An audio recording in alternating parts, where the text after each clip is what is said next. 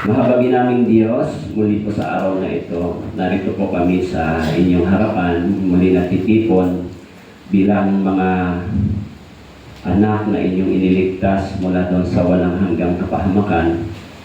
Binigyan niyo po kami ng buhay, binilang niyo po kami sa inyong iglesia bilang inyong pamilya. At kayo po ang nagtayo ng iglesia, ng church. At dito tinipon niyo po kami. Dito kami nagpapatuloy sa aming kristyanong pamumuhay. Ginagawa namin yung paglilingkod habang kami po ay naghihintay sa inyong pagdating. Sa araw na ito, tulungan niyo po kami, Panginoon. Kami po ay nakaupo sa iyong harapan. Nandito po kami upang mag-aaral at patuloy na ang iyong salita ay magbigay sa amin ng kabusugang espiritual, pagbabago ng aming buhay, pagkatao upang maunawa namin kung ano ang inyong dakilang plano. Kaya sa aming pakikinig, pakibuksan niyo po ang aming mga puso. Nawa po ang inyong salita ay magturo at magministeryo sa amin. Patnubayan na mga kami ng inyong espiritu sa araw na ito. Ito po ang aming dalangin sa pangalan ni Jesus. Amen. Po.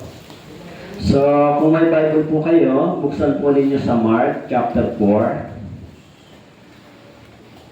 Okay, Marcos chapter 4. Beginning verse 1 hanggang 9. Okay po. So, babasahin ko po. Susundan nyo na lamang po. Dito tayo mag-aaral. Okay. Mark chapter 4, beginning verse 1. Siya muling nagpasimulang magturo sa tabi ng dagat at nagtipon sa palibot niya ang napakaraming tao, kaya't siya ay sumakay sa isang bangkang nasa lawa, at naupo roon ang lahat ng tao ay nasa dalampasigan. Sila'y tinuruan niya ng maraming bagay sa pamamagitan ng mga talinhaga, at sa kanyang pagtuturo ay sinabi niya sa kanila. Verse 3, makinig kayo, ang isang mga hasik ay lumabas upang maghasik, at nangyari sa kanyang paghahasik, ang ilang binhi ay nahulog sa tabi ng daan at nagdatingan ng mga ibon at kinain ito. Ang iba ay nahulog sa batuhan na doon walang maraming lupa, agad itong sumibol sapagkat hindi malalim ang lupa. Nang sumikat ang araw at nainitan ito, at dahil sa walang ugat, ito'y natuyo. Verse 7, ang iba ay nahulog sa tinikan, lumaki ang mga tinik at sinakang ito, at ito'y hindi namunga. Sa verse 8, ang iba ay nahulog sa mabuting lupa, namunga na tumataas, lumalago, at namumunga ng 30, 60, at 100. At sinabi niya, ang may taingang pandinig ay makinig. Ito po ang salita ng Diyos.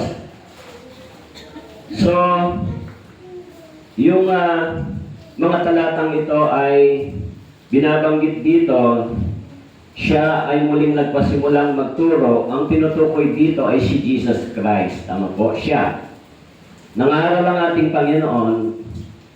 Subalit dito, mapapansin natin sa verse 2, sinasabi niya, sila'y tinuruan niya ng maraming bagay sa pamamagitan ng mga talinhaga. So, ito po yung the parable ni Jesus, yung seed, tama po? The parable of seed, o the parable of sower, tama po? So, mapapansin natin, bakit gumagamit ang Panginoon ng ganitong paraan ng pagtuturo? Okay? Patalinhaga. Sabi rito, the parable o patalinhaga. Bakit ba ginagamit ito ni Jesus Christ sa panahon ng kanyang pangangaral? Kapag pinag-aralan natin itong mga talata, merong 4 na klase ng puso dito. Okay? The various type of human heart. O 4 na klase ng puso ng tao na hinahasikan ng salita ng Diyos. Okay?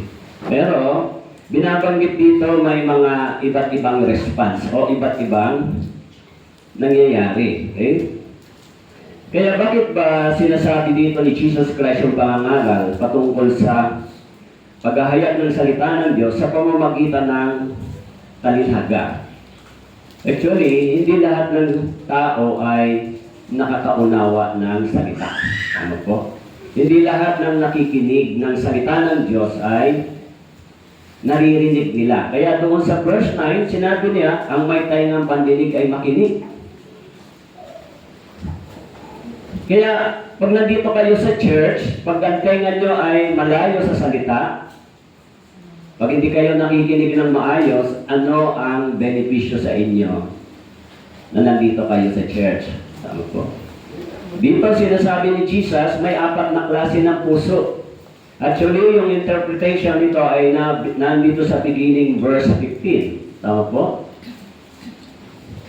So, sa pakikinig ng salita ng Diyos, binanggit ni Jesus na may mga tao na kahit nakikinig ng Biblia, walang nangyayari sa kanilang mga puso. Walang fruits, walang transformation. Okay. Kaya ginamit ni Jesus yung salitang talinhaga. Okay.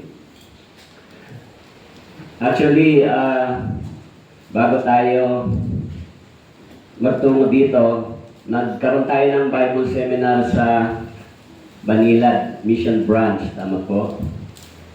Siyempre, yung tao ay hindi consistent. Tama po? May time na nagpapatuloy, may time naman na on and off. Tama po? Kaya ganun yung klase ng paghahasik ng salita ng Diyos. Hindi natin alam sa umpisa kung sino talaga yung tumatanggap ng salita sa kanilang mga puso. Okay? Pero siyempre, ang gawain natin ay ipahayag yung Ebanghelyo. Yun yung gawain na iniutos ng Diyos. Kaya binanggit ipangaral ng Ebanghelyo, ipahayag ang salita ng Diyos para magkaroon ng pagkakataon, magkaroon ng chance. Okay? Yung mga tao na marinig yung kaligtasan. Pero dito, sa pangangaral ng ating Panginoon, mapapansin natin na ang pangangaral ng Panginoon ay sa pamamagitan ng talinhaga. Bakit ginagamit ito ng Panginoon? Sa pamamagitan ng talinhaga. Actually, sinasabi niya rito sa verse 11, okay? Sabi mo sa verse 11, sinabi niya sa kanila, sa inyo, ipinagkaloob ang hiwaga ng kaharian ng Diyos. Ngunit sa kanilang nasa labas, ang lahat ng mga bagay ay ginagawa sa mga talinhaga. Actually, yung mga tao na naghahanap ng katotohanan ay nakakatagpo ng biyaya ng Diyos. Yung mga naghahanap. Kaya sabi ni Jesus sa kanila, ipinapahayag sa kanila, ipinagkaloob ang hiwaga ng kaharian ng Diyos. Okay? Pero sa mga taong nakikinig pero hindi nagsasaliksik, ang puso ay malayo sa Diyos. Hindi naghahanap ng salita, ang puso ay malayo sa Diyos.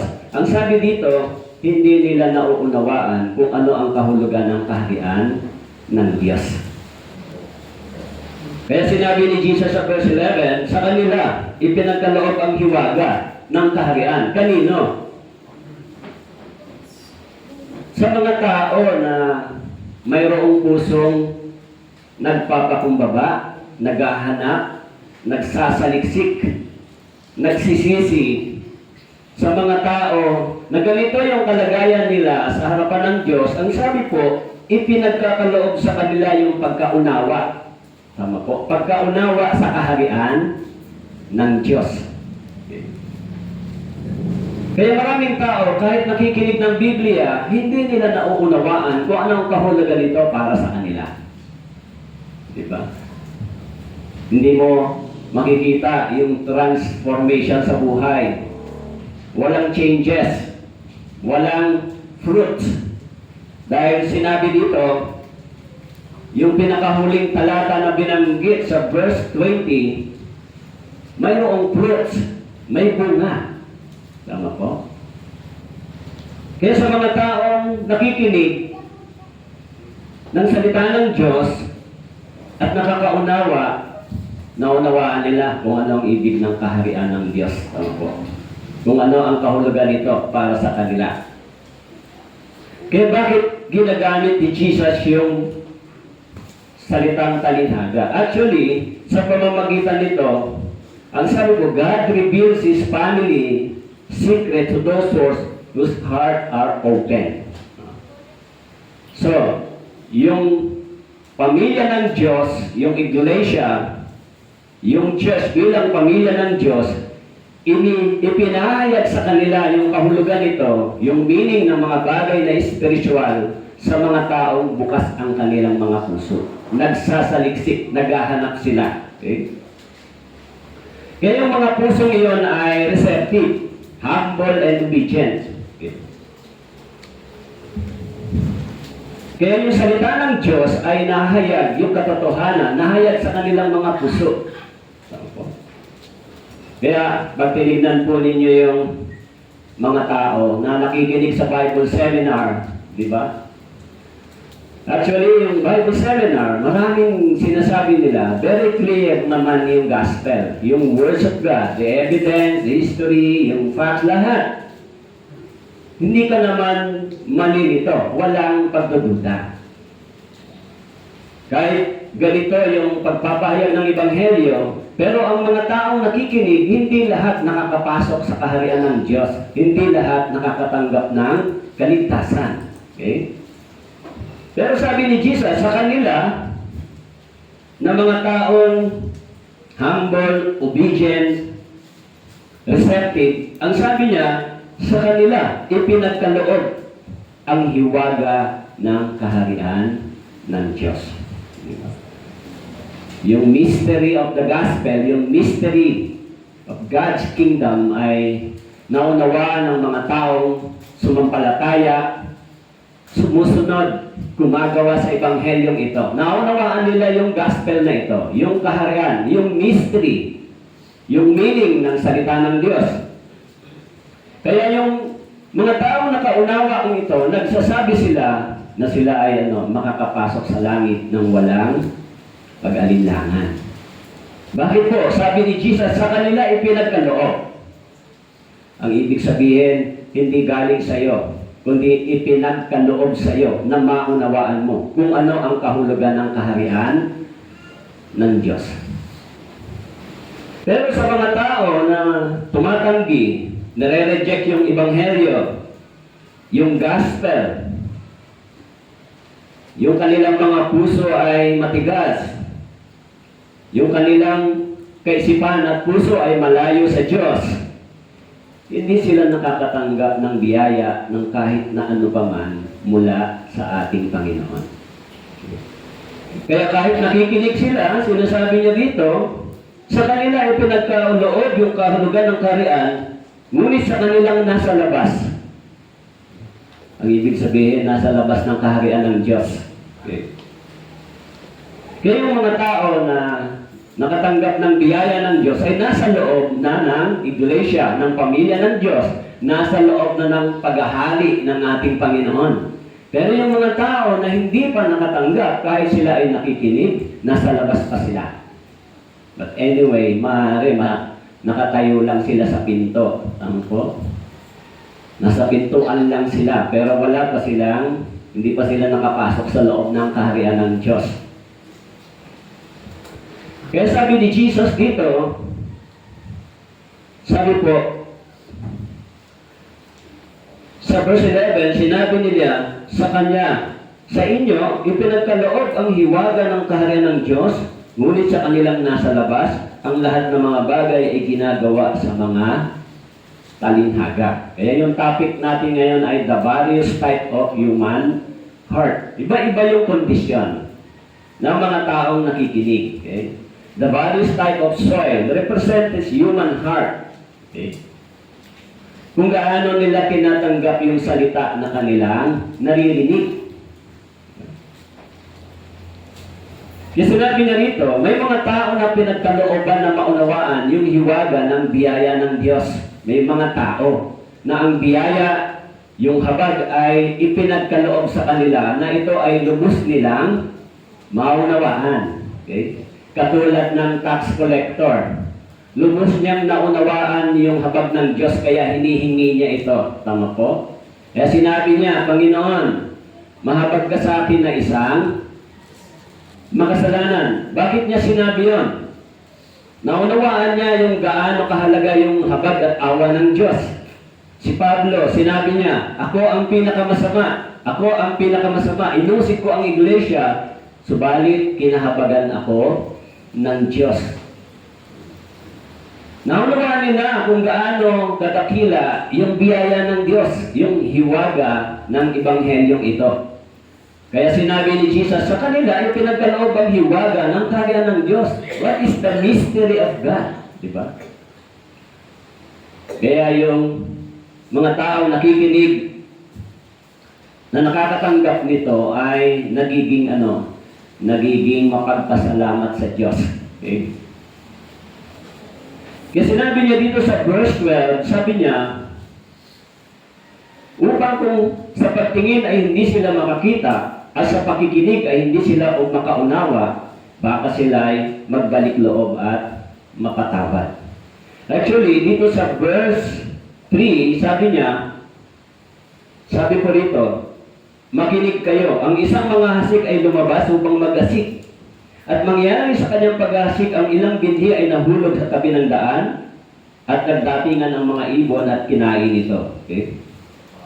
So, anong ibig sabihin nito? Pag binasa natin yung verse 4, mababasa natin yung ibig sabihin ni Jesus Christ dito sa verse 15, sa verse 4. Ang sabi ni Jesus dito sa verse 15, ito ang mga nasa tabi ng daan na nahasika ng salita.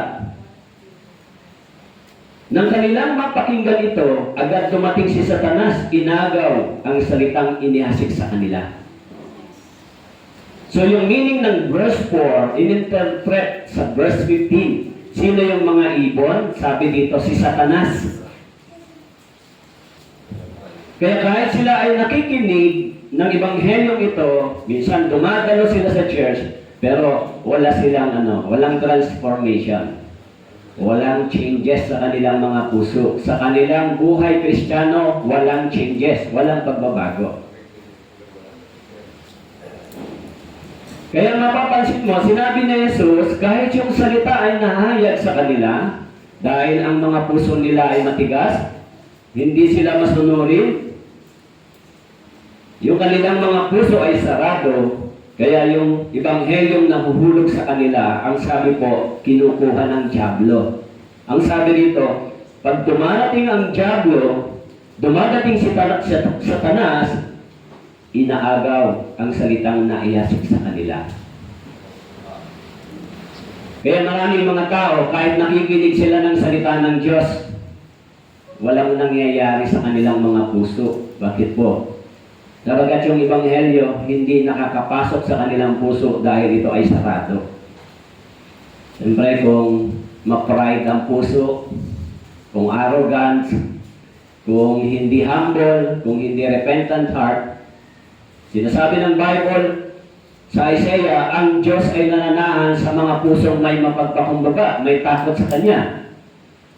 Pero kung ang puso ng tao ay mapagmataas, kung ang puso ng tao ay sarado at matigas, ang sabi po, yung salita ng Diyos na dumarating sa kanila, inaagaw, kinukuha ng dyablo.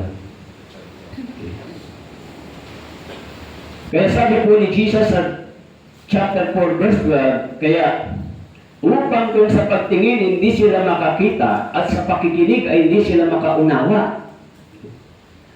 Bakit hindi sila makaunawa? Dahil yung puso nila sarado. Yung isip nila malayo. Kahit nasa church sila, wala silang interes. Makikinig sila pero paglabas nila, walang nangyayari. Walang changes. Diba? Kaya sabi ni Jesus, bagamat nakikinig sila, pero yung salita ng Diyos, hindi nila nabe-benefits. Tama po. Kaya sabi doon sa Isaiah, chapter 44, verse 18, hindi nila nalalaman o naunawaan man. sapagkat ipinikit niya ang kanilang mga mata upang sila huwag makakita at ang kanilang mga puso upang huwag silang makaunawa. Kaya kahit marami yung dumadalo sa Bible seminar, marami yung dumadalo sa church, yung puso nila hindi nakakatanggap ng salita. Sabi ni Isaiah, ipinikit nila ang kanilang mga mata upang sila huwag makakita. Hindi nila nakikita yung mga bagay na spiritual. Hindi ito nauunawaan. Kaya ang sabi doon, maging ang kanilang mga puso. Alam natin, yung puso ng isang hindi ligtas ay nakasulat sa Mark chapter 7, verse 19, kung anong klaseng puso meron ng isang tao na hindi nakatanggap ng Ebanghelyo. Binanggit doon, mula sa puso, lumalabas yung masasamang pag-iisip. Tampo? Maraming kasalanan ang lumalabas sa puso. Kaya sabi po dito, kung ang pusong ito ay hard, stubborn, disobedience, ma-pride, yung salita ng Diyos ay hindi dumarating sa Kanya. Tama po. Kaya, yung kanyang pagkatao, yung kanyang buhay Kristiyano, mapapansin mo, siya pa rin yun. Yung kanyang ugali, pagkatao, hindi nagbabago. At ano yung isang bagay na puso ng tao na nakikinig ng Biblia pero walang nangyayari sa kanya, wala siyang fear. Hindi siya nagkakaroon ng worry o fear sa kalagayan ng kanyang kaluluwa kung saan ito pupunta pagkatapos ng kamatayan. Walang fear. Hindi ito dumarating sa kanyang isip at sa kanyang puso na yung kanyang espiritu, yung kanyang kaluluwa saan pupunta pagkatapos ng kamatayan. Bakit po? Sapagkat yung hiwaga ng Ebanghelyo, yung hiwaga ng salita ng Diyos, hindi dumarating sa kanya upang maunawaan niya ito. Hindi sa fearful. Tama po. Kaya sabi ni Jeremiah sa chapter 5 verse 21, pakinggan ninyo ito ngayon, o hangal at bayang walang unawa, na may mga mata ngunit hindi nakakakita. Na may mga tainga ngunit hindi nakakarinig. Verse 22, chapter 5 ng Jeremiah, hindi ba kayo natatakot sa akin? Yung tanong ng Diyos sa kanila. Hindi ba kayo natatakot sa akin? Bakit po? Sapagkat yung salita ng Diyos, kahit ito ay kanilang naririnig, hindi ito nagbibigay sa kanila ng alalahanin. Tama po. Hindi sila nag-aalala kung yung salitang yon ba ay mayroong consequence sa kanila. Kaya sa verse 22 sabi ng Panginoon, hindi pa kayo nanginginig sa aking harapan? Sapagkat inilagay ko ang buhangin bilang hangganan sa karagatan, isang palagi ang hadlang na hindi nito malalampasan. Bagaman tumaas ang mga alon, hindi sila magtatagumpay. Bagaman ang mga ito'y magsirugong, hindi nila ito matadaanan. Sabi ng Panginoon, hindi ba kayo natatakot sa akin? Hindi ba kayo nanginginig sa akin? Kaya yung mga tao na sarado ang puso, mataas yung puso sa harapan ng Diyos, arrogante yung puso, mapagmataas, hindi sila nagkakaroon ng alalahanin sa kalagayan ng kanilang kaluluwa sa harapan ng Diyos. Kung saan ba ito pupunta? Hindi sila natatakot sa salitang impyerno, lawa ng apoy. Hindi nila naunawaan yung mga bagay na ito na may kahulugan sa tinatawag na the mystery of God's kingdom. Tampo. Kaya maraming mga tao, hindi mo makikita sa kanila yung fear. Diba? Actually, sabi ni Jesus, maraming nakikinig ng Ebanghelyo. Pero yung unang puso dito, nakinig siya pero yung puso niya ay sarado. Kaya dumadating yung diablo, ninanakaw yung words of God. Kahit dito ngayon, kung nandito kayo, pero ang isip at puso nyo ay malayo sa salitang ito, sa mensaheng ito, wala kayong mapapala. Tama po? Hindi kayo makakatanggap ng biyaya galing sa Diyos. Kaya paglabas nyo rito, kung wala kayong tutunan, the same person pa rin kayo. Walang transformation yung buhay, yung pagkatao. Tama po. Kaya sabi ng Panginoon sa Jeremiah, hindi ba kayo natatakot sa akin? Sabi ng Panginoon, hindi ba kayo nanginginig sa aking harapan? Kaya sinabihan ng Panginoon ng bansang Israel sa Jeremiah chapter 5 verse 23, ngunit ang bayang ito ay may suwail at mapaghimagsik na puso. Sila'y tumalikod at lumayo. Hindi nila sinasabi sa kanilang mga puso, sa Panginoon nating Diyos ay matakot tayo, na nagbibigay ng ulan sa kapanahonan nito, ng ulan sa taglagas at ng ulan sa tagsibol. At nag-iingat para sa atin ng mga sandinggong itinakda sa pag-aani. In verse 25, ang inyong mga kasamaan ang nagpalayo ng mga ito. At ang inyong mga kasalanan ang nagsipigil ng kabutihan para sa inyo. Kaya sabi ng Panginoon, hindi ba kayo natatakot sa akin? Hindi ba kayo nanginginig sa aking harapan? Napakaraming nakikinig ng Ebanghelyong ito. Tama po. Napakaraming nakikinig ng salita ng Diyos. The Bible Seminar, on and off ang tao.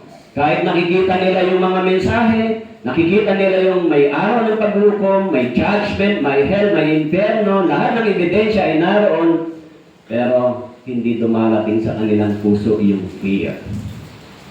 Hindi gumagawa yung salita sa kanilang mga puso. It is not fearful, hindi ba?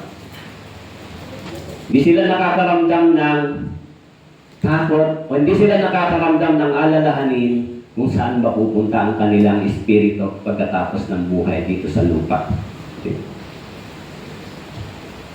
Kaya sinabi dito ni Jesus, yung mga nasa tabing daan, sabi niya, ang mga nasa tabi ng daan na nasika ng salita, ng kanilang mapakinggan ito, agad dumating si Satanas at inagaw ang salitang inihasik sa kanilang.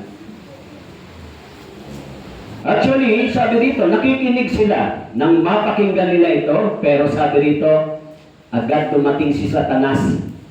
At yung salita na inihasik sa kanila, inaagaw. Tama po? Kaya yung mga taong ito, kahit nagsisimba, kahit naniniwala sa Biblia, at minsan nagbabasa siguro, minsan nakikinig, pero yung puso nila ay sarado, malayo sa habag at biyaya ng Diyos, malayo. Hindi nakakatanggap ng anuman mula sa Diyos. Kaya pag makita mo yung buhay nila, walang changes, walang transformation, walang fear. Hindi sila nag-aalala gumawa ng kasalanan ng lihim, hindi ba? Hindi nila naiisip na ang Diyos ay nagmamasid sa lahat ng tao sa mundong ito. Ang Diyos ay nakatingin. Okay? Wala silang conviction na gano'n. Okay? Nagagawa nila yung mga bagay na hindi tama sa paningin ng Diyos nang wala silang fear, walang alalahanin. Okay lang.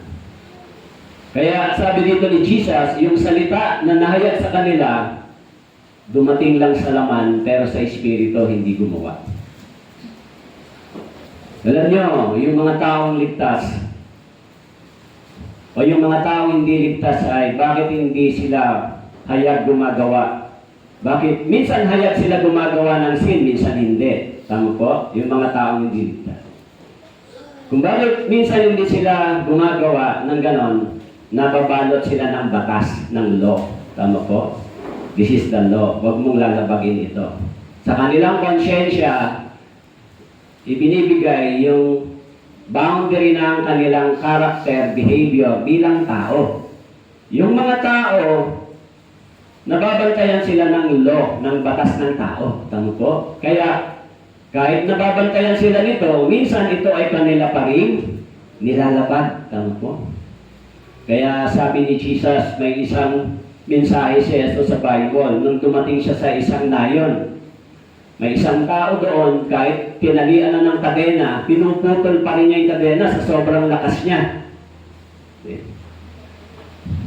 Dahil siya ay sinapian ng masamang espiritu. Minsan yung mga tao, ganon.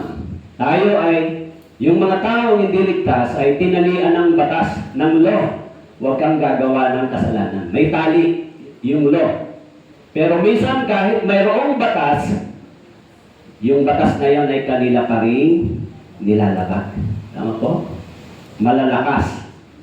Kaya yung mga Kristiyano, dati, ganon ang pag-iisip. Kaya sabi ni Jesus dito, yung mga taong hindi nakatanggap ng biyaya, sarado ang puso, nakikinig sila, ang sabi po, yung kanilang puso ay hindi nakakakilala ng Savior. Tama po. Hindi nila nakikita yung kalagayan nila kung sino sila sa harapan ng Diyos. Okay? Kaya sabi ko dito, yung dumarating yung si Satanas, kinukuha yung salita. So, ang sabi ko dito, ipinapaliwanag na pag kinuha yung salita, yung taong nakikinig, yung sinner, walang trouble sa kanyang puso. Walang worry. Walang alalahanin kahit na yung kalagayan niya ay malayo sa Diyos. Tama po. Kaya yung tax collector, di ba? Nung nakaunawa siya, nagkaroon siya ng trouble sa kanyang puso. Maging si Pablo, nagkaroon siya ng trouble sa kanyang heart. Na-realize niya na yung ginawa niya ay sinalungat niya yung iglesia. Nagkaroon siya ng trouble sa kanyang puso. May something na problema siya. Nung naunawaan niya yung ebanghelyo, yung salita ng Diyos, nung gumawa sa kanya, na-realize niya kung ano ang kanyang ginawa. Tama po? Maging si Pablo, sinasabi niya sa 2 Corinthians chapter 2 verse 11, sabi niya, at ito ay aming ginagawa upang huwag kaming malamangan ni Satanas, sapagkat kami ay hindi mangmang tungkol sa kanyang mga balak. Tama po? Actually, si Satanas din ay may plano, nagbabantay sa bawat Kristiyano.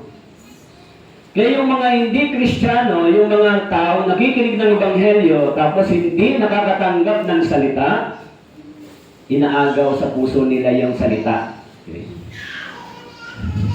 Kaya sila, kahit na nandyan minsan, o wala sila, okay lang sa kanila. Walang conviction. Hindi sila nagkakaroon ng alalahanin. Wala silang worry sa kalagayan nila sa harapan ng Diyos. Okay? Hindi sila nagkakaroon ng, bakit ba ako nandito? Hindi ba? Ano ba ang ginagawa ko? Kahit nakakagawa sila ng lihim ng kasalanan, hindi sila nagkakaroon ng alalahanin. Bakit po? Yung kanilang spiritual na kalagayan ay, sabi rito, kakaiba. Insensible from his spiritual condition. Hindi niya nasisense yung kanyang kalagayan kung ano ang kalagayan sa harapan ng Diyos. Okay?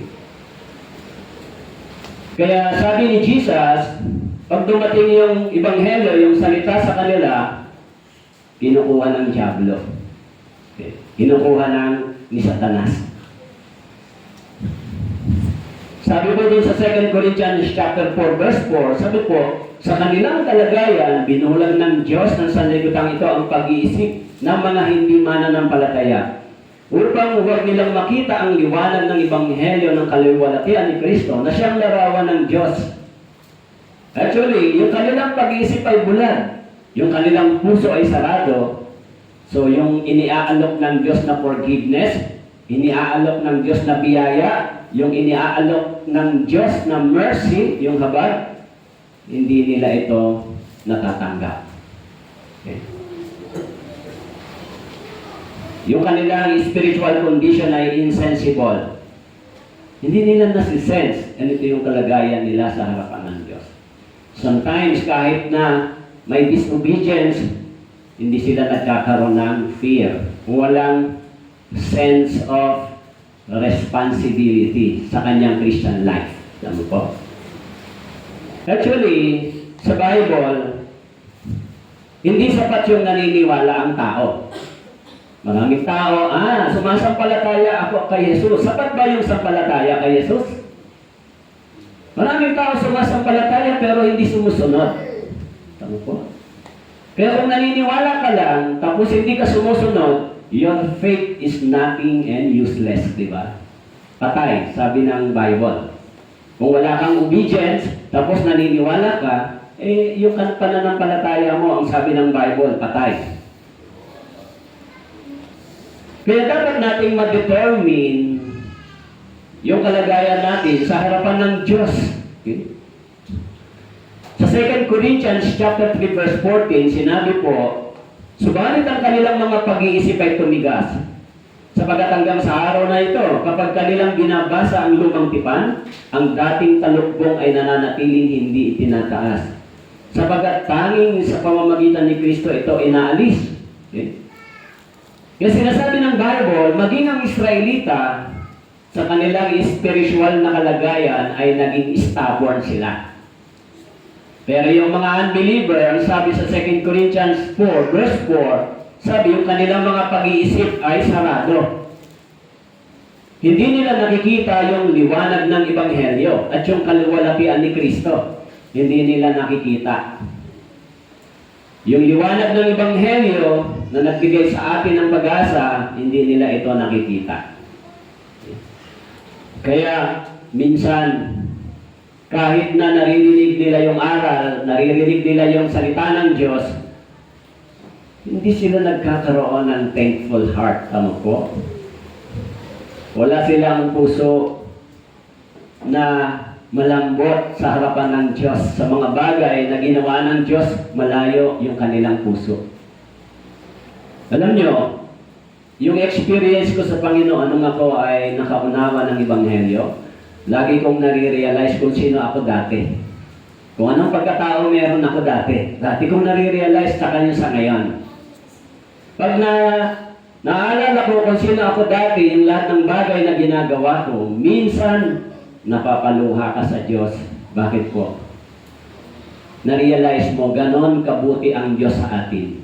Sa dami ng kasalanan nating ginawa, pero mararamdaman mo yung forgiveness, yung pag-ibig ng Diyos, kung paano Kanya ginagamit ngayon. Tanpo. Kung makikita mo nung araw na marumi ka, ngayon ginawa kang vessel ng salita ng Diyos, nang hindi naman dapat, maiisip mo, napakabuti naman ng Diyos sa akin. Bakit natin naunawaan yun? Sapagkat sinabi ni Jesus, sa inyo, ipinaunawa yung mystery ng kaharian ng Diyos. Pero sa iba, kahit nakikinig, hindi nila ito naunawaan. Wala silang ganong puso. Hindi sila nagkakaroon ng pusong pagnanais, paglingkuran ng Diyos. Tama po. Kaya minsan, yung puso nila malayo sa Diyos. Yung salita ng Diyos, hindi sa kanila dumarating. Nandyan sila, pero yung salita ng Diyos, hindi ito bumabago sa kanilang pagkatao. Yung kanilang pag-iisip, sabi po rito, ay tumitigas. Yung kanilang puso ay sumasara.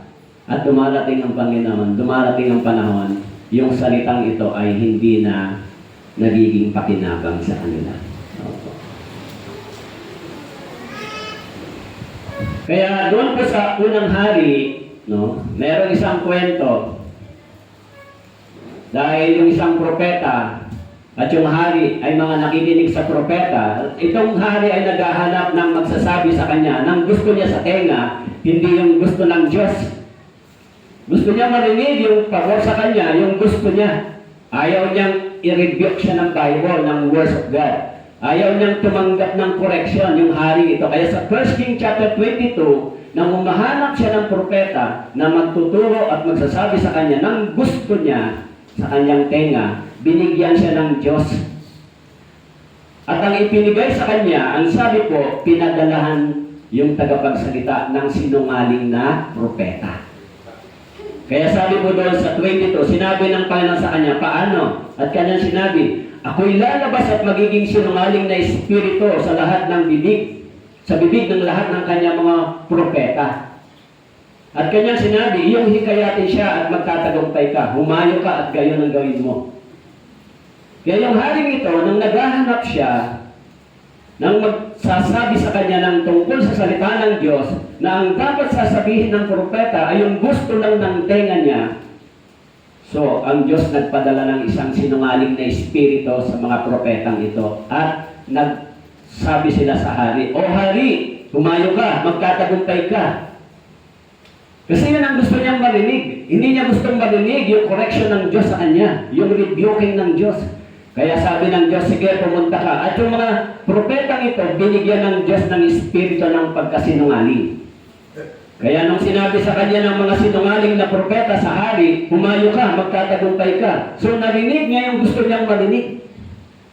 Kaya sabi po, kaya ngayon, tingnan mo, inilagay ng Panginoon ang sinungaling na espiritu sa bibig ng lahat ng iyong mga propeta. At ang Panginoon ay nagsalita ng kasamaan tungkol sa iyo. Kaya yung haring ito, bagamat gusto niyang makinig sa mga propeta, pero ang gusto niyang marinig sa mga propeta ay yung mga bagay na gusto lang ng kanyang tenga.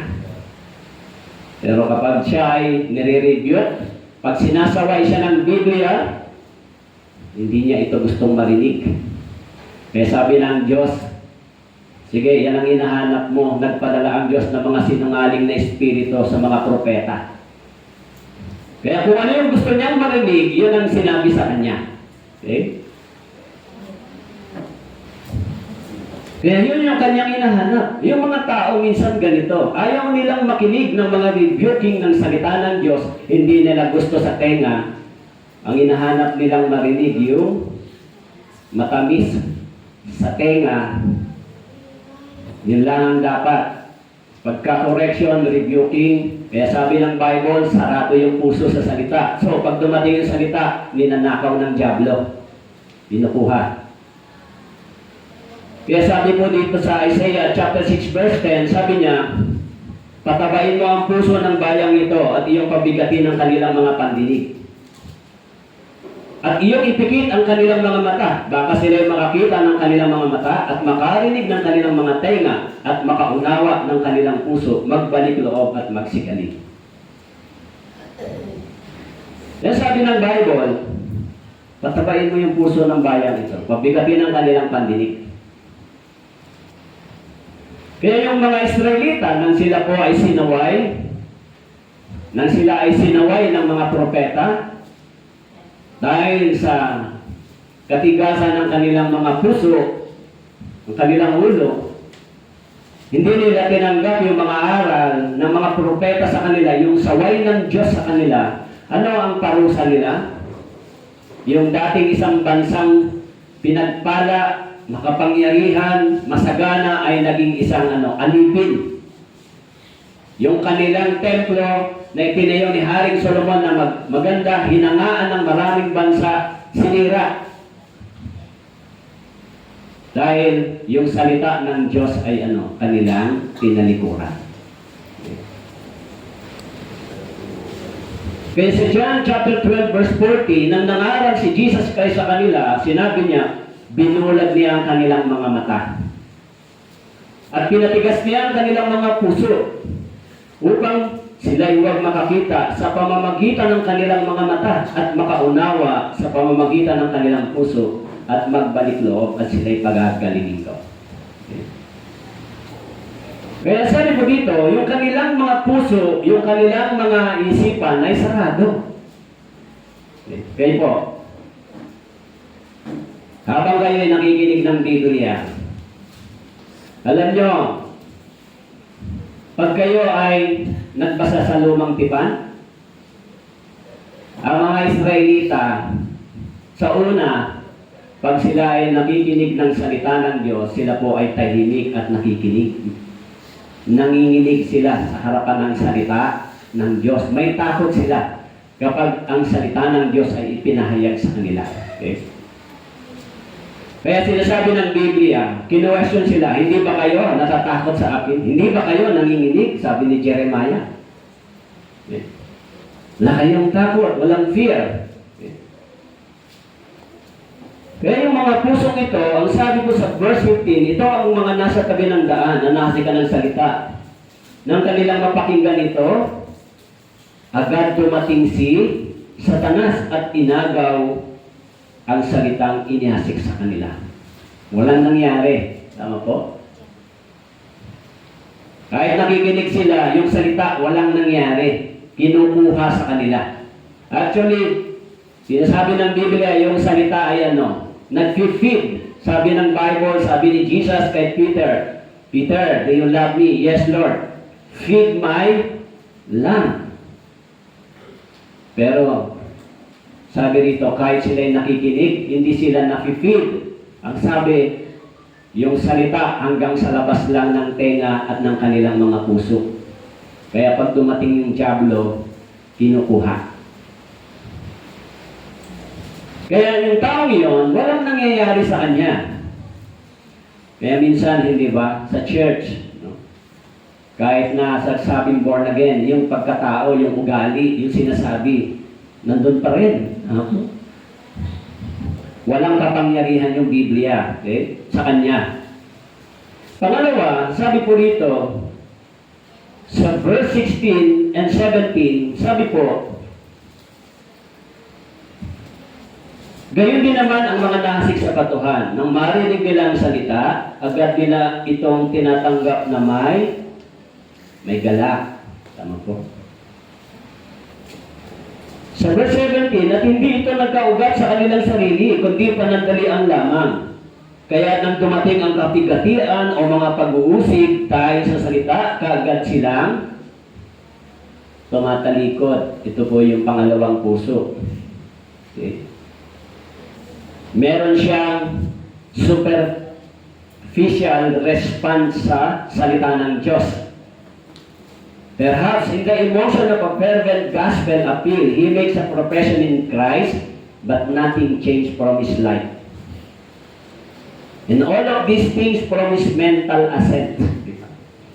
May mga tao na tuwang-tuwa sila sa salita ng Diyos. Meron silang superficial response. Galak na galak sila. Sa una, maganda yung kanilang response. Pero ang sabi dito, the time comes na dumating yung trials, kapigatian, pag-uusig, ang sabi rito, tumatalikod sila. Ano po? Yung salita sa kanilang puso ay nawawala ng kabuluhan. Okay? Walang changes. Kaya yung mga taong ito, minsan kumakanta silang masaya. Ano po? Praise the Lord, masaya. Pero, pag sinabi mong ligtas ka na, yes, opo. Pag sinabi mong naniniwala ka kay Jesus, opo. Galak na galak sila, pinatawad ako, niligtas ako. Pero, pag dumating yung trials, persecution, pag-uusig, pagka ito na yung mga bagay na testing sa kanilang faith, hindi na sila nagtatagal. Tama po. Kaya, yung kanilang pananampalataya ay walang laman. Ano po? Walang test. So, sabi ni Jesus, yung puso nila ay nagiging mandaraya. Kaya, pag kumakanta sila, yung puso nila, galak na galak, praise the Lord, yung puso pag umaawit. Tama po. Kaya yung mga Pentecostal mahilig sa ganon, di ba? Tataas pa ng kamay, iiyak, pero pagkatapos walang transformation sa buhay. Same person pa rin. Siya pa rin yon. Yung ugali pagkatao, hindi pa rin nababago. Okay? Siya pa rin. Sa church, wala siyang design. Wala siyang fear sa spiritual niyang kalagayan. Kaya sabi sa Jeremiah, ang puso ay mandaraya kaysa lahat ng bagay. Di ba? Galak na galak sila sa kanilang puso, pero yung salita, superficial lang. Temporary lang. Kaya, sabi ng Bible sa Jeremiah 17 verse 10, ang Panginoon ang sumisiyasat ng pag-iisip, sumusubok ng puso upang ibigay sa lahat ang ayon sa kanilang mga lakad, ayon sa bunga ng kanyang mga gawa. Actually, ang pusong ito ay nasa ilalim ng pandaraya. Na-deceive siya. Bakit po? Iniisip niya na ang gospel sa church masaya, masaya ako dahil sa gospel. At pag sinabing pagpapala, very receptive yung kanyang heart. Pero pag dumating yung trials, troubles, and persecution, yung puso niya ay lumalayo sa Diyos. Okay? Nagre-rely siya sa kanyang emotion. Depende yung mood. Kung masaya, maganda yung mood. Pag hindi pa rin masaya. Sabi ng Bible, magalak kayo kapag dumaranas kayo ng mga pagsubok dahil sa Panginoon. Magalak, maging masaya. Dahil bahagi kayo sa kahirapan ni Kristo. Tama po? Pero yung mga tao ito sa panahon ng trials, pagsubok, persecution, hindi po sila nagagalak. Tumatalikod sa Ebanghelyo. Kaya, minsan makikita mo yung kalagayan niya, paiba-iba ng sitwasyon. Sa Jeremiah chapter 16 verse 12, sabi po, yamang kayo nagsigawang kasama na higit kay sa inyong mga ninuno sapagkat mas dali nyo lumalakad ang bawat isa sa inyo sa katigasan ng kanyang masamang kalooban at ayaw makinig sa akin. Maraming mga nakikinig ng Biblia pero sa tingin nyo, yung nakinig tapos hindi sumusunod, nakinig ba talaga yun? Nakinig tapos hindi sumusunod, nakikinig po ba yung gano'n? Hindi po nakikinig ng totoo yun. Tama po? Kung makikinig ka at hindi ka sumusunod, hindi ka totally nakinig. Tama po? Walang taong nakikinig ng hindi sumusunod. Yung salita ng Diyos, hindi lang dapat natin ito pinakikinggan. Sabi ng Biblia, dapat din natin ito sinusunod. Kaya sabi ng Bible, yung puso minsan masaya. Tama po? Nagagalak. Sabi dito. Sabi dito ng Bible sa verse 17, sabi niya, sa verse 16, tinatanggap niya na may galak yung salita. Pero, pag dumating yung kapigatian, pag-uusig dahil sa salita, kagad silang tumatalikod. Ano ba yung promise ni Jesus sa atin dito sa mundo? Sa church. Ano yung promise ni Jesus sa inyo, sa bawat isa sa atin? Anong pangako ni Jesus sa iyo? Una-unawa mo yung kaligtasan mo, anong pangako ni Jesus sa iyo? Pag iniisip mo, ang pangako ni Jesus sa akin ay magkakaroon ako ng wealth. Magtatagumpay yung mga business ko. Gaganda yung kalusugan ko. Mag-business ako, yayaman ako, o kikita ako. Magiging maganda yung buhay ko kapag nandito ako, nakilala ko si Kristo. Pag yan po ang nasa isip ninyo, na yan ang pangako ni Jesus Christ sa iyo, hindi po yan pinangako ni Jesus sa atin. Hindi mo nangako si Jesus na pag nakilala mo si Jesus, magiging wealthy ka, magiging good health ka, magiging masayang buhay mo lagi, magiging okay ang lahat ng tao sa paligid mo. Pag yan po ang iniisip nyo, ang natanggap yung pangako ay false. Hindi po si Jesus ang nangako niya. Kaya maraming tao, kaya sila nagagalak, yun ang hinahanap nila sa salita kay Jesus, kaya sila sumusunod. Dahil si Jesus, makakahingi ako ng mga bagay-bagay. Pero, sa Biblia, ang pangako ni Jesus, hindi po yan ang pangako ni Jesus sa atin. Pag ikaw ay sumunod kay Jesus, ang sabi ng Biblia, kailangan mong dumanas ng maraming pagdurusa bago ka makapasok sa kaharian ng langit.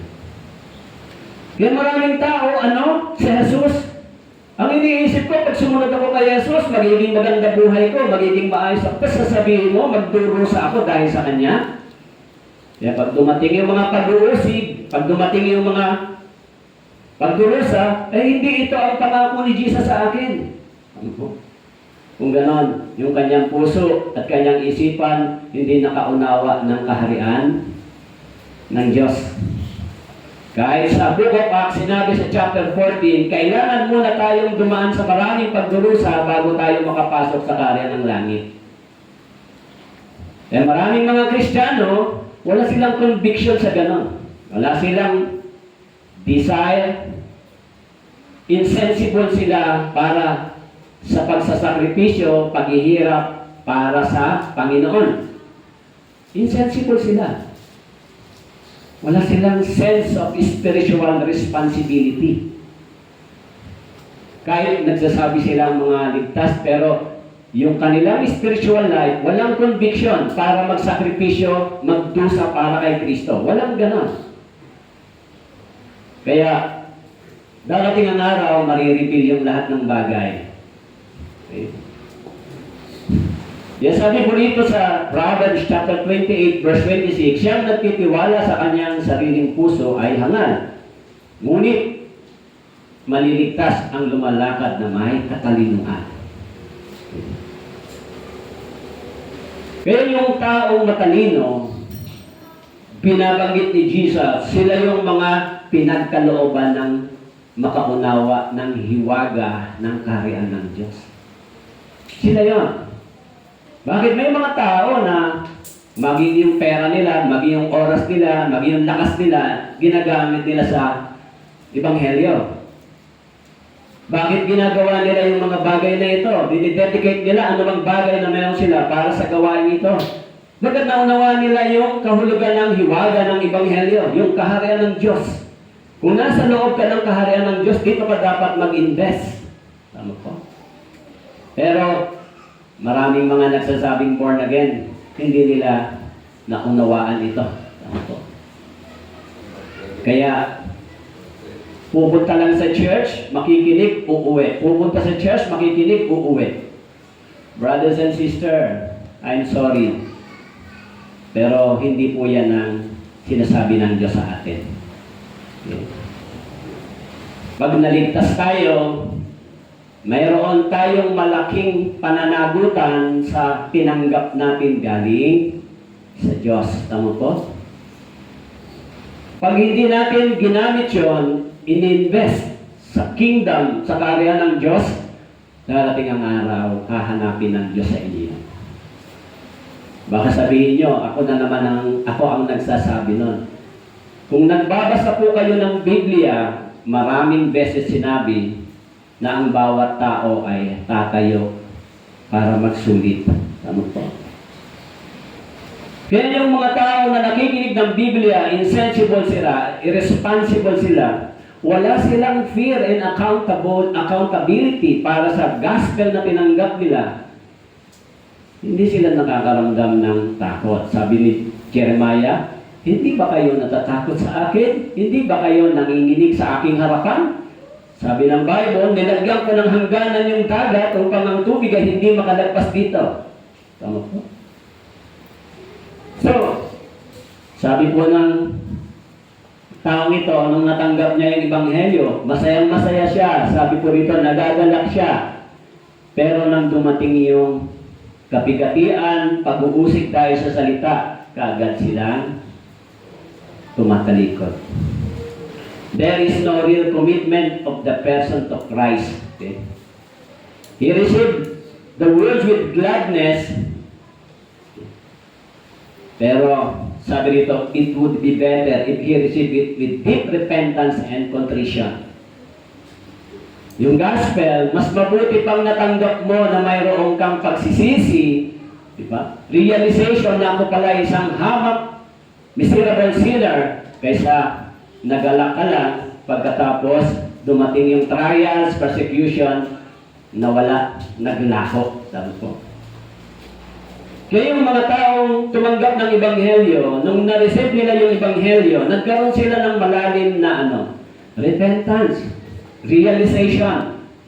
Naunawaan nila yung kaharian ng Diyos, yung mystery. Pero yung mga taong ito, ang sabi, wala silang sensible o insensible sila spiritually. Kaya minsan maraming ganito. Sabi doon sa 2 Peter chapter 2 verse 20, sapagkat kung pagkatapos na sila'y makatakas sa mga karumihan ng sanlibutan, sa pamamagitan ng pagkakilala sa Panginoon at tagapagligtas na si Jesucristo, ay muli silang napasabit sa mga ito at daig ang huling kalagayan nila ay mas masama kaysa nung una. Kaya yung si Jesus may sinabi doon sa Luke kung hindi ako nagkakamali sa chapter 11, yung espiritu umalis sa tao, yung masamang espiritu, iniwan yung taong yun, pero hindi dumating yung totoong kaligtasan sa kanya. Umalis lang yung masamang espiritu, naging religious lang siya. Kaya yung masamang espiritu umalis, nung bumalik, nakita nila yung kalagayan ng tao yan, maayos lang. Pero walang nakatira. Tama po? Sa kanyang puso. Kaya ang ginawa ng Espiritu yan, nagsama pa ng 7 ng higit sa kanya. Kaya nung pumasok sila sa taong yun, mas naging masama yung kanyang kalagayan kaysa dati. Mas naging masama. Kaya maraming mga tao na sa una, maganda. Sa una, nakikinig ng Biblia. Pero habang tumatagal, nagiging worse yung kalagayan nila. Yung pinakamatindi doon, nagsasalita pa sila ng laban sa church. Pinakamatindi doon, nagsasalita pa sila laban sa manggagawa ng Diyos, sa pastor. Yung pinakamatindi doon, gusto nila i-prove sila ang tama at mali yung Bible. That is not fearful. Tama po? Kung ang Biblia ito ay hindi totoo, tayo ang talo. Tama po? Kaya maraming mga tao nakinig ng Biblia, naniwalang ligtas, pero dumating sila yung sila yung umahamak sa iglesia. Sila yung umahamak sa mga mananampalataya. Kaya sabi diyan, sa una hindi nila ginagawa yun. Pero sabi doon, nung tumagal, mas naging worse yung kanilang pag-uugalit, pagkatao. Tama po? Kaya nakakatakot po yan, di ba? In the last days, sabi ni Pablo, darating ang araw, papasok yung mga sinungaling, yung mga turong mali sa iglesia. Pag hindi nagbabantay ang church. Kaya ho mga brothers and sisters, di ba? Maraming mga tao ang una nakikinig, nag-stay, pero habang tumatagal, wala na. Ano po? Sabi ni Jesus, yung mga tao na tunay na nakatanggap ng Ebanghelyo, yung nakatanggap ng tunay na habag, forgiveness, ang nasa isip nila ay hindi lumayo sa Diyos. Ang nasa isip nila, paano kita paglilingkuran, Panginoon? Paano ako gaganti sa kabutihang ginawa mo sa akin? Tama po? Kaya sabi po ni Pedro dito, sa verse 21, sapagkat mas mabuti ito sa kanila ang hindi nakaalam ng daan ng katwiran. Kaysa pagkatapos na malaman ito ay tumalikod sa banal na utos na ibinigay sa kanila. Ang sabi po sa verse 22, 2 Peter chapter 2, nangyari sa kanila ang ayon sa tunay na kawikaan. Nagbabalik muli ang aso sa kanyang sariling suka at ang babaeng baboy na nahugasan na sa paglublob sa putik. Bakit po? Tayo ay Tayo ay dating marumi. Yung salitang aso ay Gentiles. Tama po? Naging marumi tayo dahil sa kasalanan. Tama po? Kaya yung kasalanan ito, tayo ay naging marumi sa paningin ng Diyos. Kaya yung nagsabing naligtas ka, inalis ka sa karumihan. Hinugasan ka ng Diyos ng dugo ni Kristo para maging malinis. Ginawa kang banal. Tama po? Kaya sabi ni Pedro, pagkatapos niyang maunawaan yung bagay na ito, at bumabalik siya sa kanyang dating ugali, pagkatao, pananalita, ano po ang sabi? Sabi nito, para daw yung baboy, yung babaeng baboy na nahugasan na, naglublob sa putik, tapos sinugasan, babalik na naman. Tama po? Spiritually speaking, tayo din ay nilinis ng dugo ni Kristo. Tama po? Kung tunay tayong naligtas, hindi na tayo dapat bumalik sa ganon. Kaya sabi ni Jesus dito, sa pangalawang puso, sa una, may gala. Maganda sa una, masaya. Kaya minsan, panay ang sabi kay Pastor, Pastor, ang ganda, masaya, Pastor, masaya. Pero habang tumatagal, nasaan na siya? Bandang uli, kaaway niya yung pastor. Yung pastor na yan, nagsasalita ng mga bagay na nire-review ako. Diba? Alam nyo, ang hindi nakakatakot sa pulpito? Alam nyo, ang nakakatakot sa pulpito? Ang pastor, takpan yung bibig. hindi magsalita ng katotohanan, hindi mag-review, nakakatakot. Dapat, ay iniisip ng iba, dapat yung pastor magsalita ka lang ng kaaya-aya sa aming mga tenga. Para pagbaba mo dyan, may secret ka. Tama po? Kaya, yung isang araw, may nag-aabot sa akin doon, sa pinuntahan sa nasa grupo, hindi ka. Huwag na po, kasi hindi mo yan ang dahilan ng pangangaral ng Ebanghelyo. Kaya pag ang pastor tumatanggap ng pera, natatalian yung bibig. Tama po? Pag nireview mo, yung pastor na ito binibigyan ko to, tapos ngayon ako yata pinaparinggan ito. Di ba? Hindi po, yung totoong pastor, hindi po ganon. Kung ano yung tama at sinasabi ng Biblia, dapat nating marinig lahat. Tama po? Kahit minsan sugatan tayo niyan, walang problema. Bakit po? Sabi ng Bible, pag sinusugatan tayo ng Biblia at tayo ay nagiging humble, nagiging teachable, hinihil din tayo ng Diyos. Tama po? Pero kung ayaw natin tumanggap ng ganong correction, tayo yung lumalaban sa araw na yan, hindi kayo tatanggap ng anumang bagay galing sa Diyos. Habang tumatagal, ang puso mo ay tumitigas, sabi ng Bible, nagiging matindi yung judgment na paparating sa iyo. O kung ligtas ka, hindi ka mapupunta sa impyerno, pero ang buhay mo magiging parang impyerno. Katulad ng mga Israelita. Nang sila ay tumanggi, bagamat nananampalataya sila sa Diyos, yung kanilang pagpapala naging curse. Tama po? Yung magandang bayan nila, naging tapunan ng basurahan. Yung kanilang kalayaan, nawala, naging alipin. Tama po? Hindi ba parang curse yan? Curse na rin yan. Tama po? Walang peace of mind.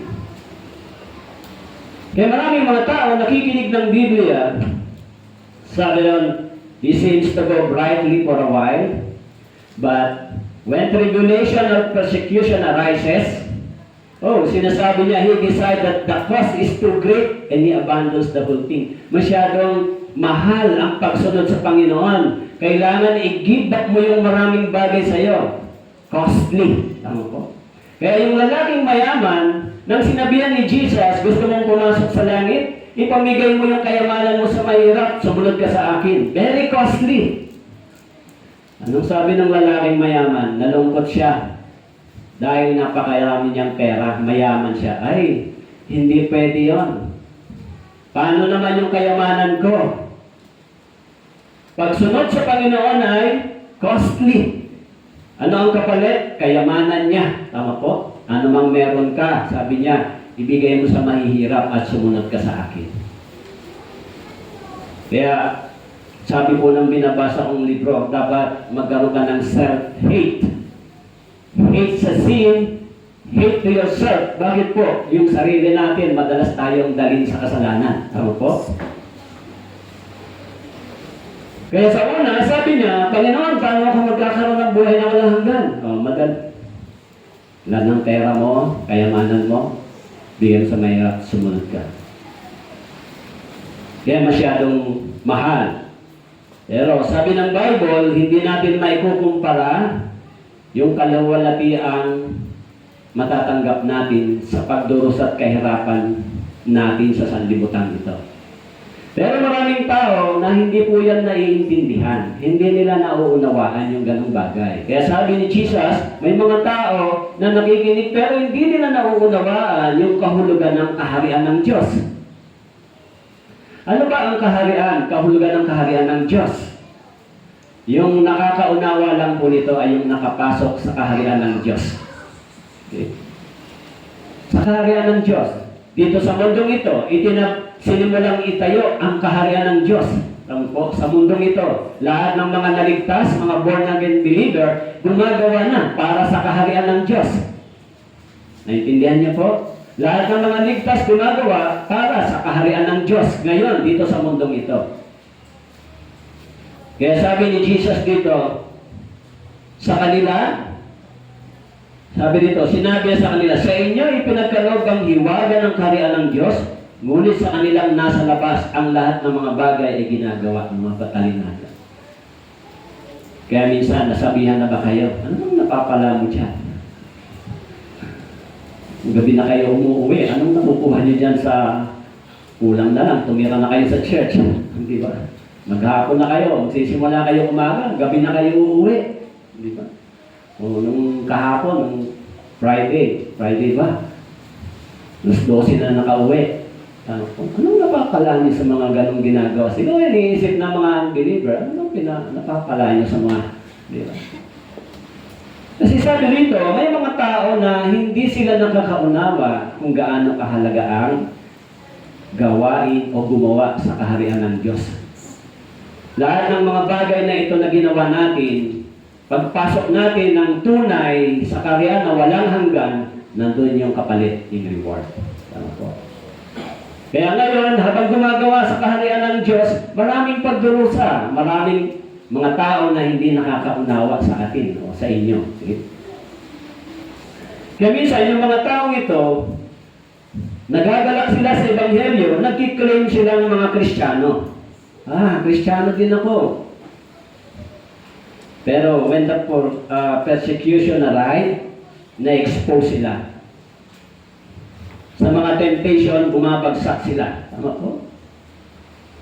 Kaya, kung meron pong mga bagay na ginagawa sila ng lihim, hindi nila yan masabi. Tama po. Kaya yung mga kasalanan, hindi sa kanila big deal. Tama po. Walang fear. Wala silang repentant heart. Tama po. Kaya nga sabi ni Jesus, sa panahon na sila ay dumarating dito, kaagad silang tumatalikod. Tumatalikod sila. Sa verse 18, sabi po,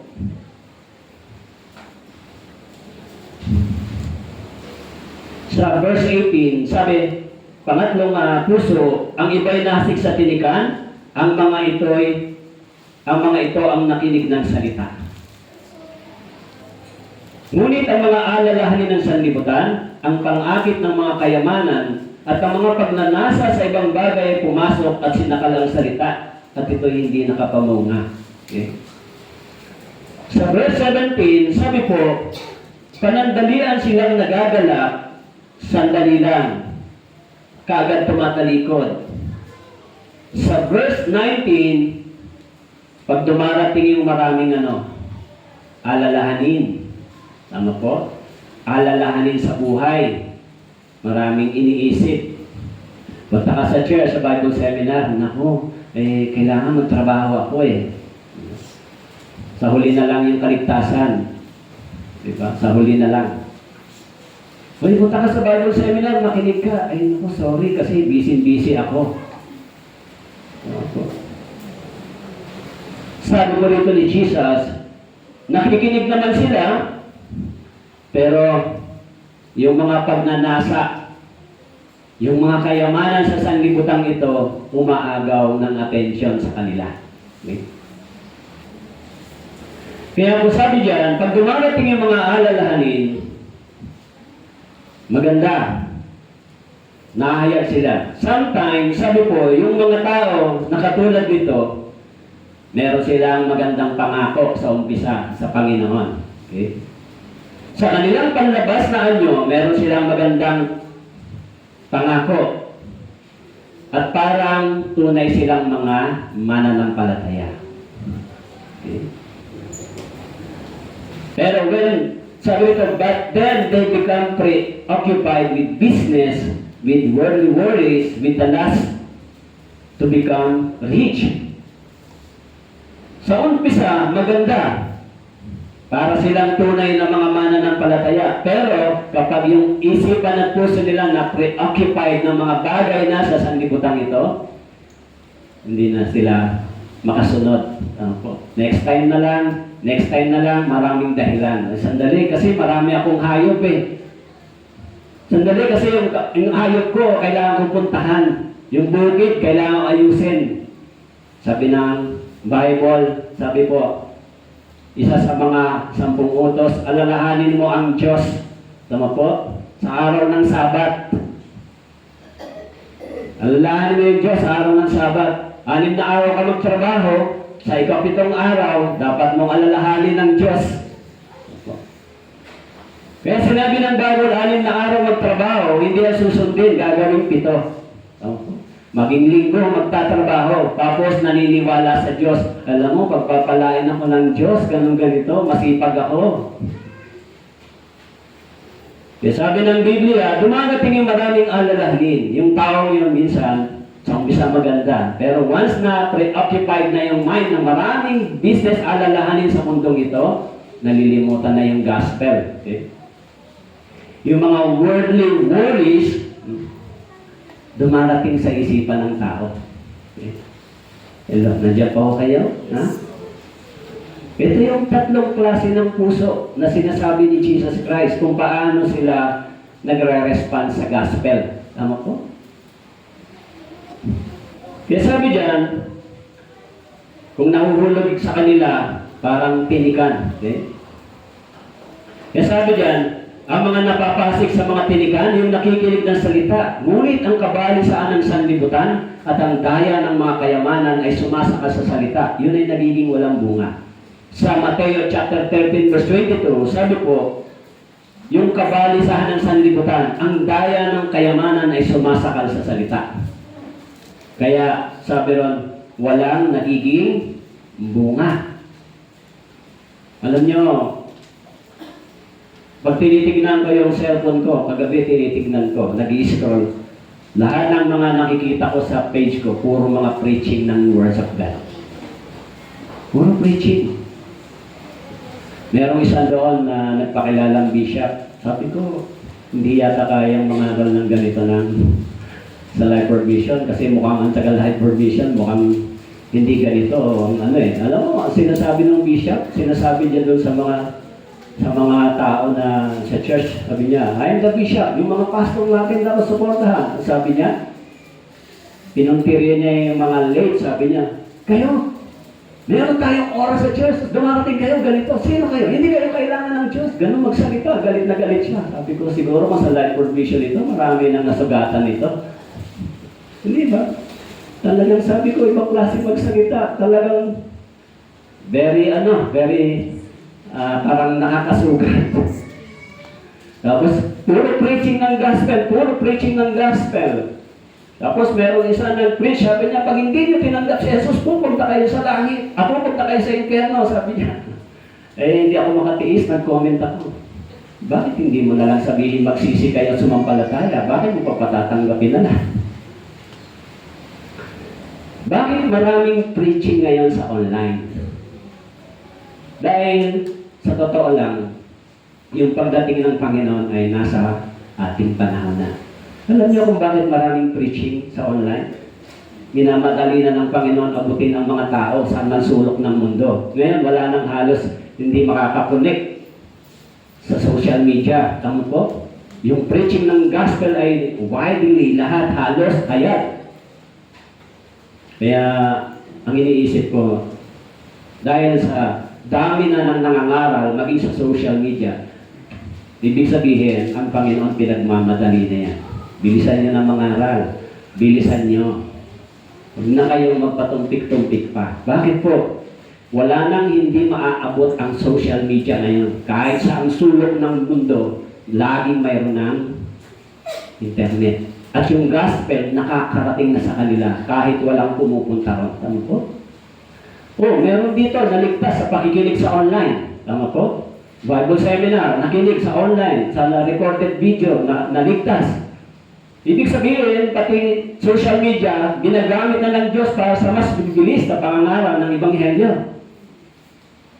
Kaya kung kayo po ay sa pangangaral na ito ngayon, wala kayong conviction at realization, I urge you, brothers and sisters, magkaroon kayo ng realization sa harapan ng Diyos. Kasi, yan yung sinasabi ng Bible eh. Tama po? I-remind tayo lagi, i-remind tayo, paalalahanan lagi. Kaya yung mga pastor, paulit-ulit, paalala, paulit-ulit, paalala, i-remind. Ang gospel, walang bago. Paulit-ulit ng aral. Ito yan, ito yan. Bakit po? Actually, pag binasa mo ang Bible, mas maraming warning dito tungkol sa impyerno, ang Diyos. Mas maraming sinabi dito tungkol sa judgment, sa hell, sa sin. Mas marami dito. Mas maraming warning ang Diyos. Tama po. Kaya maraming mga tao, ganyan yung kalagayan. Tama po? Kaya itong apat na klase ng puso na ito ay sumasalamin sa sitwasyon ng mga tao ngayon kung paano sila nagre-respond sa gospel. Tama po?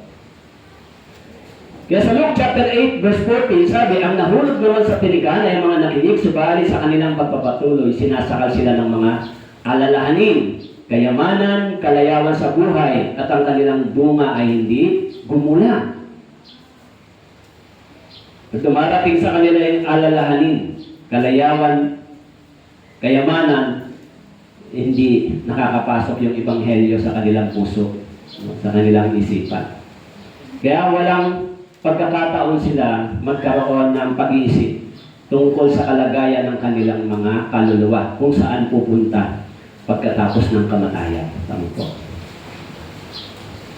Siguro, dito sa atin, meron kayong ganong kaisipan. Pero, kung ganon po yung inyong kaisipan, na-realize, naglilingkod ba kayo? Sumusunod ba kayo? Gumagawa ba kayo sa kaharian ng Diyos? Pag hindi po kayo gumagawa sa kaharian ng Diyos, huwag niyo pong hintayin dumating si Kristo. Tama po. Kasi bakit po? Sabi ng Bible, lahat ng mga naligtas dapat gumagawa sa kaharian ng Diyos. Okay. Kaya sabi po ng Proverbs chapter 23, verse 4 and 5, sabi dito, huwag magpakapagod sa pagpapayaman. Maging matalino ka na ang sarili, mapigilan. Kapag mapadako doon ang iyong paningin, yun ay napaparang, sapagkat biglang nagkakapakpak ang kayamanan, lumilipad na gaya ng agila patungong kalangitan. No? Sabi dito ni Haring Solomon, kung nabitag ka ng ganitong bagay, huwag daw magpakapagod. Tama po? Actually, pagka may marami kayong kayamanan, parang ayaw mong malis sa mundong ito, paano yung kayamanan ko? Tama po? Ngayon, meron na namang mga eroplanong accident. Nabasa niyo ba sa news? Ilan na naman sa Amerika? Sunod-sunod. Tama po? Hindi na inaasahan yung ganitong mga aksidente. Ngayon, 67 yata yung patay o pasahero. Sunod-sunod. Sa Amerika, sunod-sunod yung mga nangyayari. Di ba? Nasunog, yung California. Ngayon, mga eroplano, bumabagsak. Sunod-sunod. Pero, yung buhay, hindi nila namamalayan na biglang naglalaho. Kaya sabi ng Ecclesiastes chapter 4 verse 7, muli kong nakita ang walang kabuluhan sa ilalim ng araw. Isang taong nag-iisa, walang anak o kapatid man. Gayun may walang wakas ang lahat niyang pagpapagod. At ang kanyang mga mata ay hindi nasiyahan sa kayamanan, kaya't hindi niya tinatanong, para kanino ba yung kanyang pagpapaga? Kaya may isang kwento, no? Ay isang istorya na isang tao na wala namang pamilya, pero ganda yung trabaho. Laki yung sweldo. Walang pamilya, maganda yung trabaho, gusto niya lang mag-enjoy. Kaya yung pera niya, naipon niya.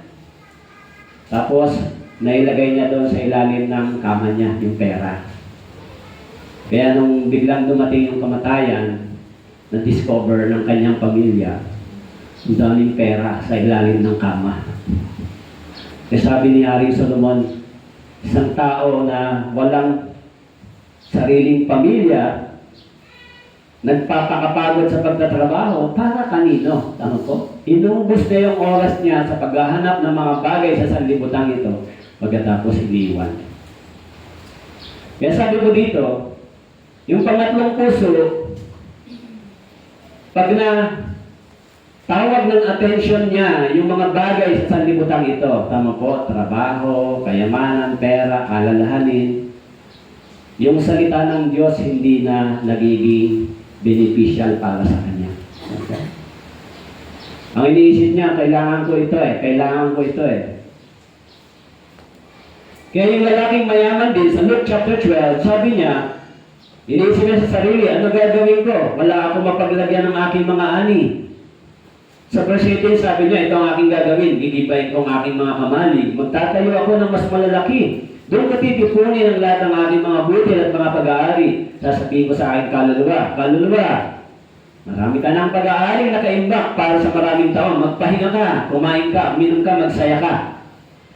Sabi ng Lord sa kanya, verse 20, subalit sinabi sa kanya ng Diyos, hangal, sa gabing ito'y kukunin ng iyong kaluluwa. Kanino kaya mapupunta ang mga bagay na inihanda mo? Meron siyang sense of responsibility, sense para sa material things sa sanlibutan ito. Meron siyang ganon. Marami na akong pera, may kayamanan. Anong gagawin ko? Malakas yung sense of material things sa kanya. Ito, ganito ang gagawin ko. Pero yung spiritual things, wala siyang interest. Tama po? Walang interest.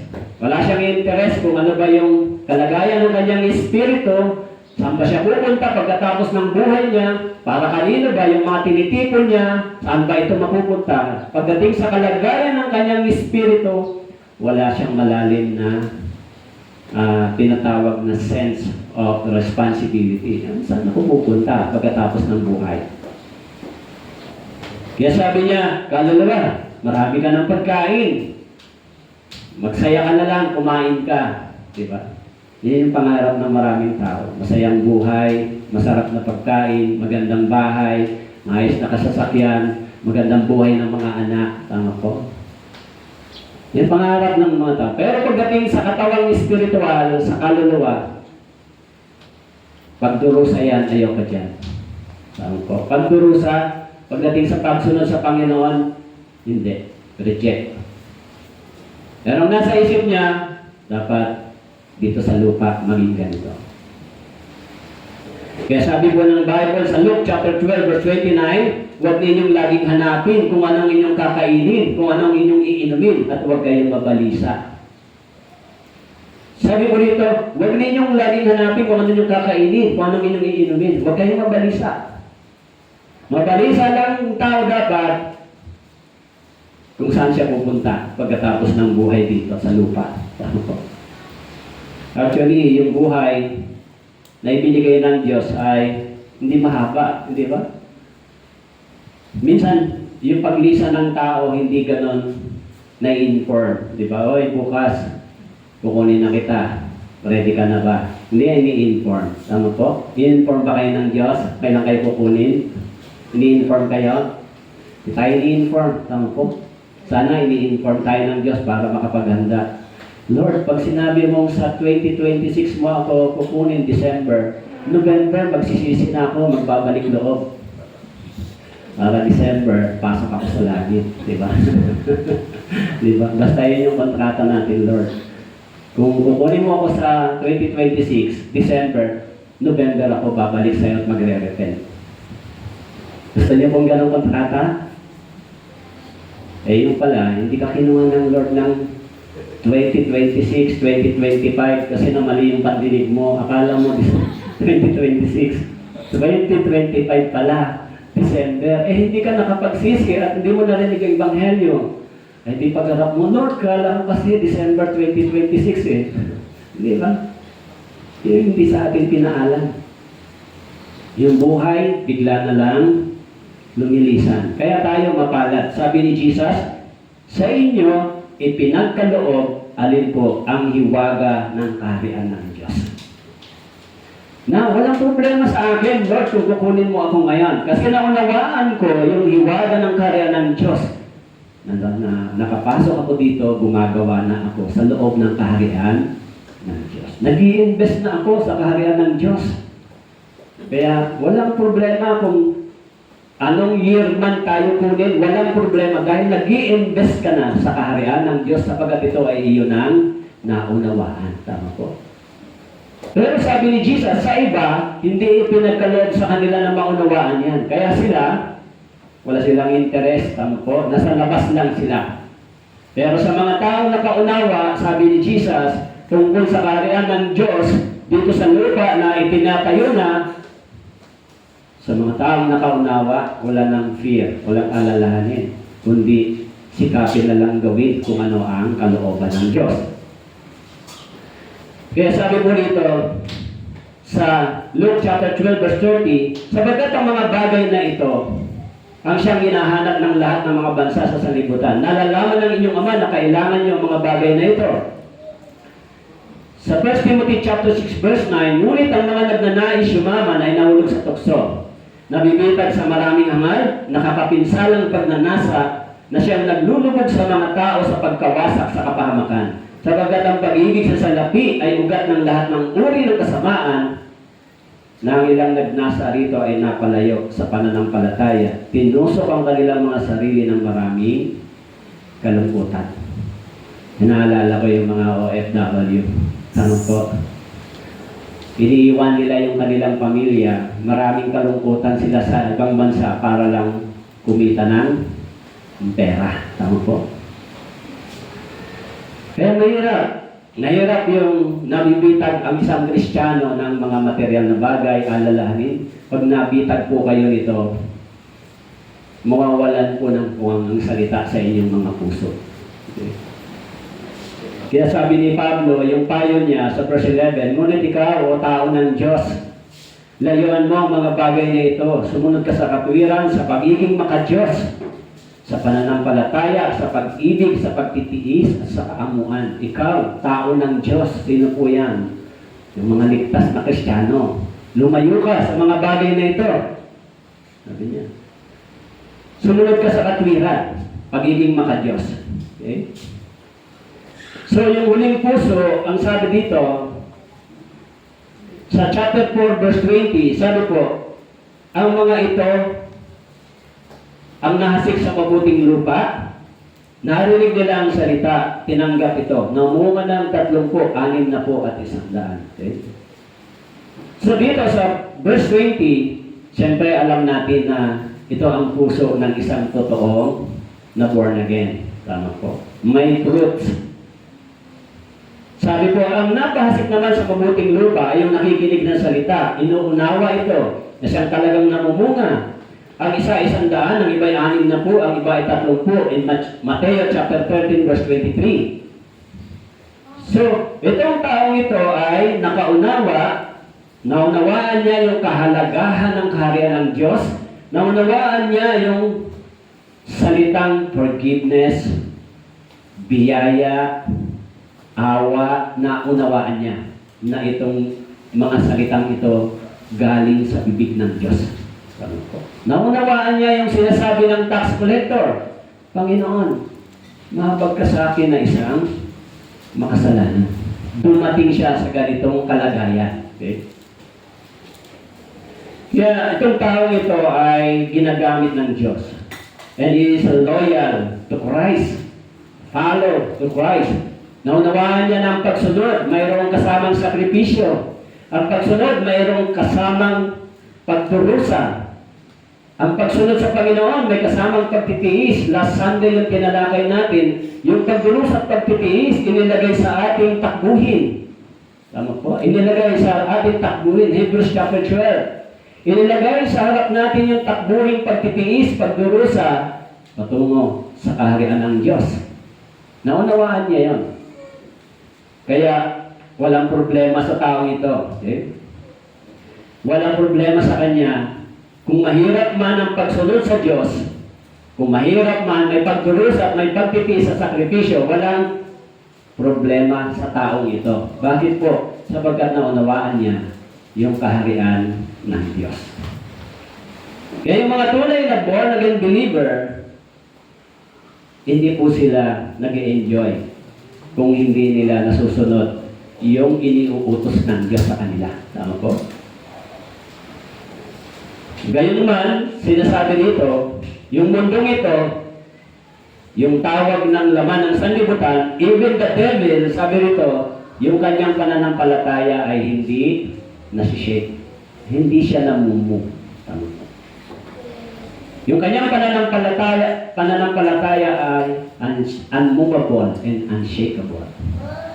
Kahit na may pagdurusa, kahirapan at pagtitiis, yung kanyang pananampalataya ay nagiging mabunga. Tama po? Yan yung verse 20 na born again. Okay? Yan sinabi doon, sa Philippians chapter 1 verse 11, na mapuspos ng mga bunga ng katwiran sa pamamagitan ni Jesucristo sa kalawalatian at kapulihan ng Diyos. Okay? Kaya yung kanyang pagiging mabunga, ang sabi rito, kung minsan yung bunga ay namumunga ng 30, 60 at 100. Yung degree, yung varying degrees of fruitfulness ay unti-unti, parami ng parami. Tama po? Ibig sabihin, habang tumatagal, yung kanyang paglilingkod, yung kanyang pagsisilbi sa Panginoon ay mas intense. Tama po? Hindi yung pabalik. Yung kanyang pagsisilbi at paglilingkod ay progressive. Tama po? Palakas, pataas ng pataas yung commitment, marami ng parami yung kanyang investment sa kaharian ng Diyos. Okay? Kaya yung kanyang productivity, makikita mo sa kanyang personal na buhay. Okay? So, sino ba yung mga taong ito? Okay? The life that is most productive is the one that obeys the word promptly, unquestioningly, and joyfully. Kaya yung mga taong ito, na nagbubunga, meron silang fully obedience. Tama po. Sa salita, walang question sa kanila yung word. Walang question. Nasa isip lang nila, sumunod, gumawa para sa kaharian ito. Okay? Walang hadlang sa kanila. Okay?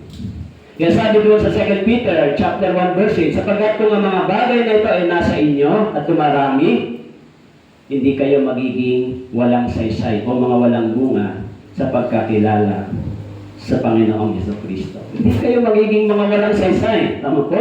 Kung inihasik sa atin yung seed, yung gospel na nahasik sa atin, hindi tayo dapat mawalang bunga at walang saysay. Dahil kung wala tayong bunga, walang saysay. Kahit magtanim kayo ng halaman, pag hindi nagbunga, walang saysay. Tama po?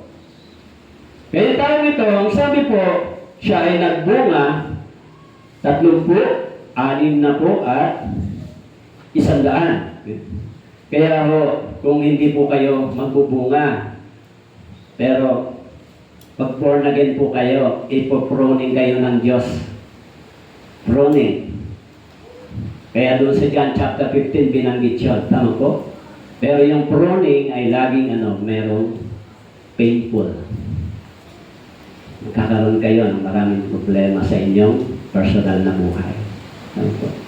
It is a painful sometimes. Bakit po? Because of your disobedience to the words of God. Walang blessings.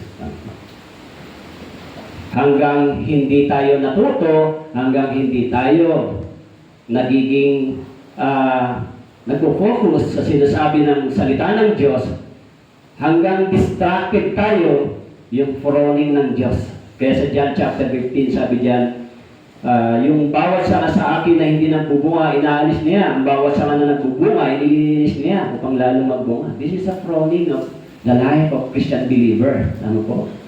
Sabi diyan, hindi kayo magiging walang saysay. Sabi, ang bawat sanga na nagbubunga ay nililinis niya. This is a pruning of your Christian life. Lilinisin ka. Sabihin, yung paglilinis na ito ay hindi po literal yung puno. Although yung puno, linisin mo, tanggalin mo yung mga patay na sanga para hindi na rin sila makakabala sa pagbubunga. So yung Christian life, ang sabi nito, nililinis ng Diyos.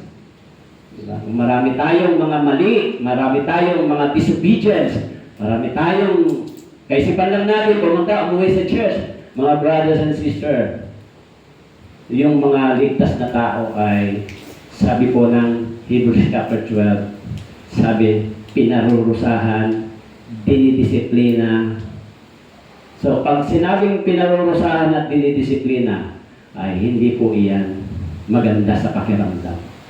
Tama po? Sa tingin nyo, ang totoo lang ba, iniligtas tayo? Ang totoo lang ba, tinubos tayo? Ang totoo lang ba, si Kristo namatay sa atin? Hindi lang yun ang totoo. Ang totoo, kung hindi tayo susunod, sabi ron, ipoproning tayo ng Diyos. Mabuti kung ligtas kang totoo, okay yun. Pero pag hindi, ay sabi sa Bible, walang proning, walang correction. Tama po? Kaya, tanda natin, saalin tayo sa apat na yan. Saan tayo nabubuhay dyan, di ba? Maraming mga Kristiyano nagsasabi, pero yung bunga, yung fruits, yun yung tinitignan ng Diyos sa atin. Hindi po yung sinasabi natin, hindi yung marami tayong alam. Yung fruits, kung ano ang meron. Hindi po yung masipag lang tayo makinig, magsimba, magbasa. Hindi po pa yan fruits. Yung bunga, ikaw ay nag-i-invest, gumagawa sa gawain ng Diyos. Kaya sana ay bago dumating ang Panginoon, magkaroon kayo ng malinaw na kaisipan. Ano ba ang dapat kong gawin? Ano po? Kasi lahat ng mga sinasabi ng preacher, laging paalala. Minsan, sinasabi yung mga bagay na hindi natin nagagawa. Pero kung kayo po ay sarado ang tenga, ang puso, tuloy lang kayo sa malinyong direction. Of course, ngayon, walang consequence. Pero pag dumating ang Panginoon, hindi ko alam. Ano po? Tayo po'y manalangin. Dakilan Diyos, salamat po. Kung ang aming mga puso ay wala sa pagbubunga, ang mga brothers and sisters, tulungan niyo po sila na linisin at i-correct upang makapamunga rin po sila. Lalo na po sa iglesia na inyong itinayo. Sa ilalim ng inyong kalooban at biyaya, ang iglesia ito na inyong itinayo. Ang inyong kalooban, ang inyong plano ang malakaran namin at ang masusunod. Hindi po ang sa amin. Pagpalain po inyong salita, ito po aming dalangin sa pangalan ni Jesus. Amen. Okay. Thank you po.